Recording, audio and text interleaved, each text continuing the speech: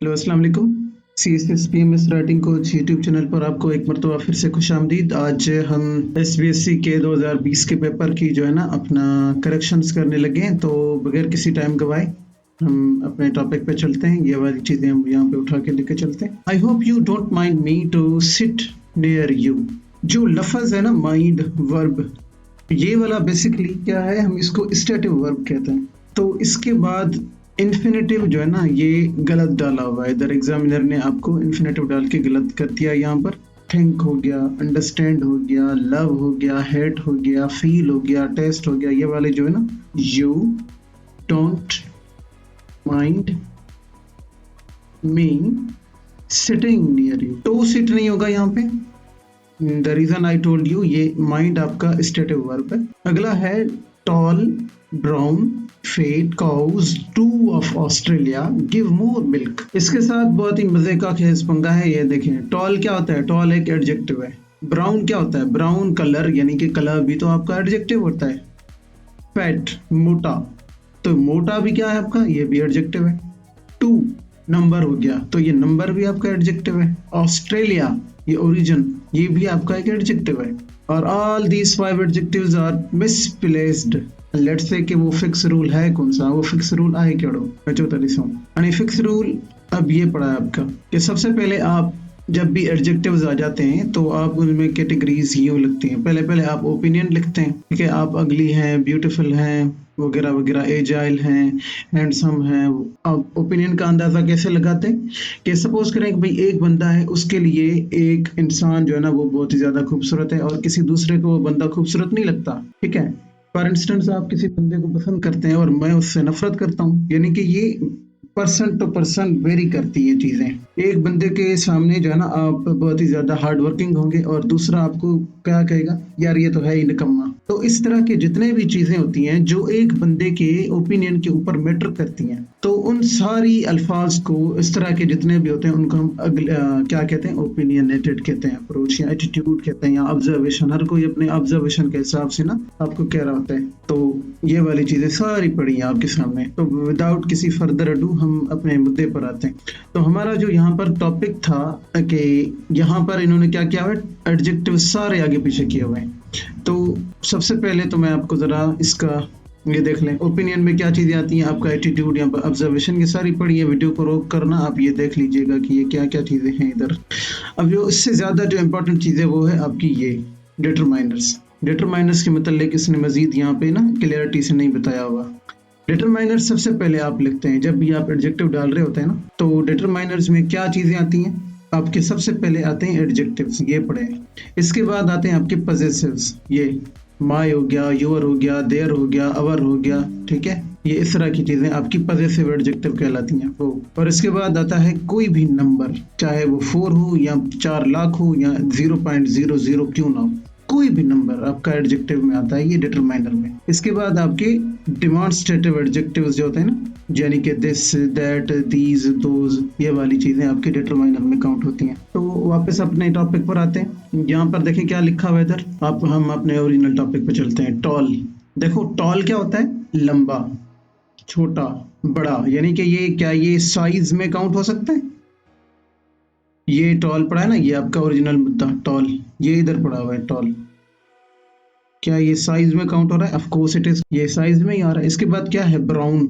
Brown क्या colour होता है आपका? ब्राउन ऑफ कोर्स कलर होता है, तो ये आपका कलर में आ जाता है। इसके बाद आता है फैट, यानी कि मोटा। क्या ये शेप में आ सकता है? शेप में ये पड़ा हुआ है इधर, कैन यू सी इट? ये शेप में आ रहा है। अब इसके बाद और क्या कह रहा है? टू। याद है नीचे मैंने आपको अभी अभी बताया, वो जब मैं बता रहा था आपको डिटरमाइनर्स में, ये यहाँ पर ये 4 पड़ा है ना इधर, तो आपके एग्जाम उधर क्वेश्चन में क्या लिखा हुआ था? 2, तो दैट मीन्स ये डिटरमाइनर में आता है। तो ज़रा हम इसकी वो निमोनिक्स देख लेते हैं कि कैसे पता चलेगा कि पहले क्या आता है, फिर क्या आता है, फिर क्या आता है, फिर क्या आता है। तो बेसिकली इसका आइडिया ये होता है कि डोसा कॉम्प जो है ना, इसको याद करने के लिए यूज़ किया जाता है। लार्जली वो ही जो है ना वो पैटर्न यूज़ करते हैं, DOSSACOMP, डोसा कॉम्प। तो इन केस अगर आपको ये अभी भी समझ नहीं आया तो कर लेते हैं अभी भी दोबारा। डोसा कॉम्प ये वाला। इसमें क्या होता है, सबसे पहले जब भी आपको इस तरह के एडजेक्टिव्स का सामना करना होता है ना, तो आप क्या करते हैं, ये वाला काम करते हैं कि डी से क्या मैंने बताया था आपको, डिटरमाइनर्स, ये इधर पड़ा हुआ है, इधर लिखा हुआ डिटरमाइनर्स। ओ से आपकी ओपिनियन होती है, जो मैंने ऊपर टॉप पर ही बताई थी आपको। इसके बाद size, shape, age, colour, origin, material, और इसके बाद पर्पस। पीडीएफ आपको अवेलेबल होगी, आप इसको रोक कर, वीडियो को रोक कर या पीडीएफ को डाउनलोड करके आप अपने सामने इसको देख लीजिएगा कि इसमें मजीद क्या चीज़ें हैं। तो चलिए अब हम अपने इस फाइनल को, इसका जवाब लिखते हैं। सबसे पहले हमें चाहिए, देखो यहाँ पर टू लिखा हुआ है, दैट मीन्स ये डिटरमाइनर है। तो सबसे पहले जब भी आप लिखते हैं कोई भी एडजेक्टिव, तो अगर आपके पास कोई एडजेक्टिव में नंबर आ रहा है, कोई पॉजेसिव एडजेक्टिव आ रहा है, कोई डेमॉन्स्ट्रेटिव एडजेक्टिव यानी कि दिस, दैट, दीज, दोज आ रहा है, तो आप सबसे पहले डिटरमाइनर को यूज करते हैं। यहाँ पर हमारे सामने जो डिटरमाइनर यूज किया हुआ है वो है टू। तो सबसे पहले हमने लिखना है टू। आइए बात समझ में। तो डिटरमाइनर की लिस्ट जब हम लिखेंगे तो हम लिखेंगे टू। टू आगे क्या करेंगे, अब टू तो हो गया, अब इसके बाद हमारे पास क्या आना चाहिए, क्या यहाँ पर कोई ओपिनियन है? No, there is no opinion. तो फिर क्या बात रहती है, फिर बात रहती है साइज की। ठीक है, यहाँ पर नजर आ रहा है कुछ, इधर इसी लिस्ट के अंदर ही आपको साइज नजर आ रही है, बिल्कुल नजर आ रही है। तो हम इस लिस्ट में साइज, यहाँ पर क्या था अपना टॉल, टू टॉल, साइज होगी टॉल। अब क्या चाहिए आपको, इसके बाद हमें चाहिए शेप। तो शेप यहाँ पर थी वो मोटा होना, फैट होना। ठीक है, टू टॉल फैट। अब मजीद क्या चाहिए आपको, अब क्या चाहिए, अब हमें कलर चाहिए। कलर, कलर यानी कि ब्राउन, अब हम लिखेंगे ब्राउन। कॉज, तो यहाँ पर बेसिकली प्रेपोजिशन की एरर आई है, फ्रॉम लिखेंगे, from Australia. Give more milk, बाकी तो कुछ भी नहीं है इधर। ठीक है, ये बहुत ही थोड़ा बहुत टिपिकल है, लेकिन ये इतना भी नहीं है कि ये नामुमकिन हो। इसको अगर आपको याद करना है तो इसकी एक सिंपल सी रूटीन होती है, जिसको हम यूं लिखते हैं, डोसा कॉम्प। अगर आपने इसको मजीद देखना है ना, तो मैंने इसके लिए आपके लिए मजीद यहाँ पर चीज़ें डाली हुई हैं, इसके पीडीएफ को डाउनलोड करके आप मजीद देख सकते हैं। चलें अब अगले पे चलते हैं, तीसरे नंबर पे। तीसरा कह रहा है, few antiques are there of a rich widows are up for auction. तो इस सेंटेंस में बेसिकली जो आइडिया यूज किया हुआ है वो है आपके एक्सप्लेटिव सेंटेंसेस का। एक्सप्लेटिव सेंटेंसेस आप लिखते हैं ना कि there are 19 classrooms in our school, there are 14 teachers in our school, ठीक है, there are I guess 30 districts in our Sindh province। तो आपको नजर आ रहा है there is या there are या there will be या there were या there was। तो इस तरह के सेंटेंसेस को हम क्या कहते हैं, एक्सप्लेटिव सेंटेंसेस। तो यहाँ पर भी वही बात की हुई है, इसको सही से कनेक्ट अगर आप लिखना चाहेंगे तो ये यूं होगा, a few antiques, there are a few antiques of a rich widow for an auction। I hope ये समझ आ गया होगा। अब अगले पे चलते हैं। I don't identify what are they। ठीक है, अब यहाँ पर एक ना ग्लिच रखी हुई है एग्जामिनर ने आपके लिए। यहाँ पर क्या बेसिकली है, I don't identify, मैं इसको पहचान नहीं पा रहा, what are they, ये है क्या। अगर यहाँ पर लिखा होता एग्जामिनर ने these, ठीक है, अगर तो यहाँ पर लिखा होता these, तो आपको लगाना था what, तब तो यानी कि बात हो रही थी किसी चीज की। लेकिन उसने लिखा है they, यानी कि यहाँ पर पर्सन्स की बात हो रही है। रिमेंबर, यहाँ पर उसने लिखा है they। फिर से मैं दिखा देता हूँ आपको ओरिजिनल सवाल। I don't identify what are they, मैं ये नहीं पहचान पा रहा कि ये क्या है। यहाँ पर उसने लिखा होता these, तो these का मतलब होता कि वो किसी चीज के बारे में बात कर रहा है, और वो है they। और they जो है आपका थर्ड पर्सन प्रोनाउन के लिए यूज होता है, थर्ड पर्सन के लिए। तो दैट मीन्स यहाँ पर वो इंसान की बात कर रहा है, ना कि किसी चीज की। तो जब आप चीज की बात करते हैं तो आप वहां पर लिखते हैं I don't identify who are they। Did you get me? यहाँ पर लगना है who, ना के what। what इस सेंस में लगता जब यहाँ पर उसने लिखा होता these। यहाँ आपके पास एक तो करेक्शन ये है कि आप इसको कंसिडर करें कि ये बंदे के बारे में बात हो रही है। अगर तो आप कंसीडर करेंगे कि ये बंदे के बारे में बात हो रही है तो आपको यहाँ पे हु लिखना पड़ेगा। अदरवाइज अगर आप कंसीडर कर रहे हैं कि ये किसी चीज़ों के बारे में बात हो रही है तो आपको यहाँ पे व्हाट करें और एंड में आप इसको दीज कर लें। मैं बता रहा हूँ, these is used for things, कोई भी थिंग्स हो सकती हैं, ठीक है। These is use for things, और वेयर एज ये जो दे है ये बेसिकली थर्ड पर्सन प्रोनाउन है। दैट मीन्स ये इंसान के बारे में बात हो रही है। यहाँ पर जो है ना मजे वाली ग्लिच एग्जामिनर की ये थी, according to my firm belief a life after this life is there. यहाँ पर भी तकरीबन सेम इशू था जो हमने थर्ड ने देखा था। आप इसको according to my firm belief क्या होता है, बेसिकली ये आपकी अकॉर्डिंग टू वेरी जितनी भी चीज़ें होती हैं ना, अकॉर्डिंग टू को हम कंसिडर करते हैं एज ए प्रीपोजिशन। तो इस सेंटेंस को तीन तरह से आप करेक्ट कर सकते हैं। एक तो आप इसी के साथ अकॉर्डिंग टू वाली जो है ना वो लिख लें, according to my firm belief. आप क्या करेंगे अब, there is an after life, इसको आप यूं भी कर सकते हैं, there is an after life, ये बिल्कुल इस तरह भी हो सकता है। आप सिंपली अकॉर्डिंग टू की जगह इन माई लिख लें, in my firm belief there is an after life, ये इसका बेहतर वर्जन है। चलें अगले पे चलते हैं। अगले वाला जो है, Karachi is far away from Sukkur as compare to Hyderabad. Karachi कह रहा है कि सखर से बहुत ज्यादा दूर है in compare to as compare to Hyderabad. इसमें बहुत ही मजे का जो है ना वो उसने डाला हुआ है। दो चीजें यहाँ पर, एक तो उसने ग्लिच डाला है ये कंपेयर्ड विथ या कंपेयर्ड टू, और दूसरा उसने हालांकि कंपैरिजन किया है लेकिन उसने डिग्री यूज की हुई है पॉजिटिव।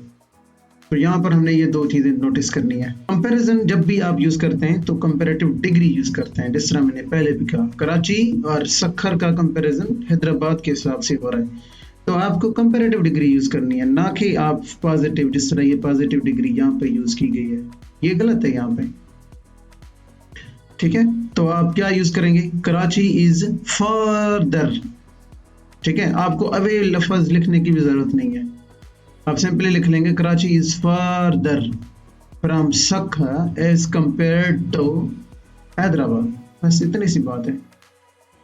और इनफैक्ट अब चूंकि वो क्या कर रहा है, अब हम बात करते हैं कि कंपेयर्ड विथ आएगा या कंपेयर्ड टू आएगा। अब हम बात करने वाले हैं कि इसमें जो दूसरा ग्लिच दिया हुआ है वो है कंपेयर्ड विद डालेंगे या कंपेयर्ड टू डालेंगे। ये जो है ना कभी कभार कंपेयर्ड विथ आता है, कभी कभार कंपेयर्ड टू आता है, ये एक एडिशनल बात है, दैट इज वाई मैंने इसको थोड़ा बहुत डिटेल में लिखा हुआ है। तो सबसे पहले बात कर लेते हैं कि कंपेयर्ड टू का इस्तेमाल कब होता है। तो कंपेयर टू का इस्तेमाल वो कह रहा है कि जब भी आपने सिमिलैरिटीज शो करनी होती हैं, मेटाफोरिकल चीजें या ऐसी चीजें जो कि लेस एनालिटिकल होती हैं, बस आप ऐसे ही बोल देते हैं, तो वहां पर आप कंपेयर टू यूज करते हैं। For instance a lion is compared to a king. अब एक है लॉयन, कहाँ लॉयन है, कहाँ पर बादशाह है, ये दोनों डिफरेंट चीजें हैं, दोनों मेटाफोरिकली एग्जिस्ट करती हैं, ठीक है। आप कह दें कि भाई तू तो चांद है, अब आई कैनॉट बी चांद, यू नो, तो I am human. So similarly, lion is like animal, king is like a human. तो ये दोनों मेटाफोरिकल चीजें हैं, तो वहां पर आप to यूज करेंगे। दूसरा देख लेते हैं, she compared his smile to the sunshine. My God, उसने उसकी स्माइल को सनशाइन के साथ कंपेयर किया है। अगेन ये मेटाफोरिकल चीज है, तो आप क्या यूज करेंगे, to. Life is often compared to a journey. Again एक मेटाफोरिकल बात है। कंपेयर टू लास्ट ईयर, अब वो लास्ट वाली बात का एग्जाम्पल है ये कि एनालिटिकल बात नहीं होती। Compare to last year, this year has been more productive. अब इस बात की क्या सबूत है भाई, कैसे कह सकते हो कि ये ज्यादा प्रोडक्टिव है या नहीं है, जनरल बात है, कोई इसमें एनालिटिकल बात नहीं है, वो जस्ट बात कर रहे हैं। तो आप क्या करते हैं, यहाँ पर टू यूज करते हैं। अब बारी आ रही है हमारी कंपेयर्ड विथ की। जब भी आपके पास चीजें डिटेल्ड होती हैं, यानी कि आप मजीद उसमें गहराई डालते हैं, ठीक है, तब आप कंपेयर्ड विथ का एलिमेंट आता है। सिंपली अपने पहले एग्जाम्पल को देख लें, Karachi is far away from Sukkur, ये एक डिटेल थी।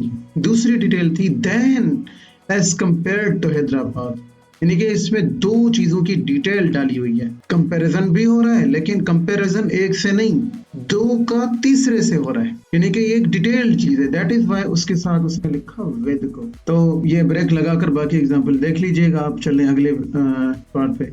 The owner and the manager of the state are in their offices. अब इस सेंटेंस के साथ क्या गड़बड़ है? The owner and manager of the state are in their offices. ये बहुत ही मजे का है सवाल।